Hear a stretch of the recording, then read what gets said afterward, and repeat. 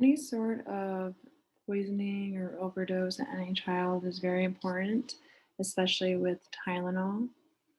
In general, we know that any sort of overdose or poisoning is going to be considered a emergency treatment. So in general, we're always going to assess the victim.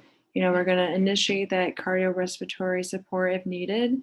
Looking at their airway, looking at their breathing, their circulation. So our ABCs are very important.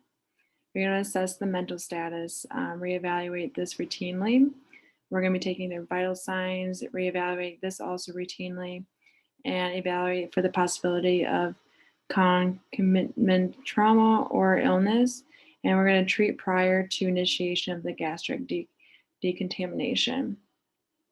So also we're going to terminate the exposure. So we need to empty the mouth if they have like pills in there, like plant parts or other material. We're going to flush any body surface, including the eyes, exposed to a toxin with large amounts of moderately warm water or saline. We're going to remove contaminated clothing, including socks and shoes and jewelry. Ensure protection of rescuers and healthcare workers, though, also are going to be protected from this exposure. We're going to bring that victim of an inhalation poisoning into fresh air as well. And then we need to identify what the poison is. So we're going to question the victim and the witnesses, observe the circumstances of the poison, such as the location, the activity, just before it was ingested. And we're going to look for environmental clues, such as empty containers, nearby spills, odor on their breath, and save all the evidence of the poison, such as a container, any sort of like vomit or urine.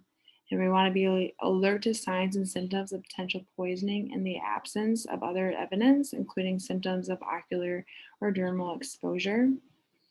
And we're going to call the Poison Control Center or other competent emergency facilities for the immediate advice regarding on what type of treatment we should be giving. And then we want to prevent poison absorption. So we're going to place that child in a sideline, kind of sitting or kneeling position with the head below the chest to prevent aspiration. In general, we know that, again, that this is very important. The emergency department nurse's responsibility is to be prepared for immediate intervention with all the necessary equipment, because time and speed are critical factors in recovery for serious poisonings. Anticipation of potential problems and complications may mean the difference between the life and death of a child.